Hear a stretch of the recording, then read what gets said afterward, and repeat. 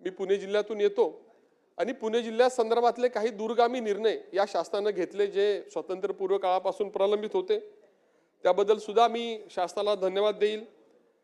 पुणे शहराच्या खालून असणाऱ्या खडकवासला टनेलचं जवळपास 2200 कोटी रुपयाचं काम सुरू केलं।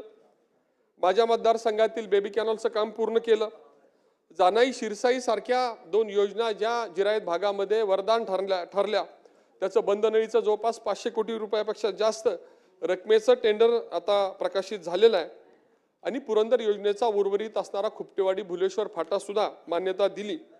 आणि खूप वर्ष आमची मागणी होती की मुळशी धरणाचं पाणी हे पुणे शहराकडे आणि पुणे जिल्ह्यातील ग्रामीण भागामध्ये वळवावं, त्या संदर्भातल्या आवश्यक त्या सूचना माननीय मुख्यमंत्री महोदयांनी दिल्यामुळे पुण्यासारख्या अतिशय प्रगत अशा परिसरामध्ये जे काही पाणी टंचाई निर्माण होण्याची शक्यता होती ती उपाययोजना करण्याच्या दृष्टीने पावलं शासन उचलतंय, त्याबद्दल शासनाचे धन्यवाद द्यावे तेवढे थोडेच आहेत। ही कामं गतीनं करावी अशी सूचना नक्की मी करेल।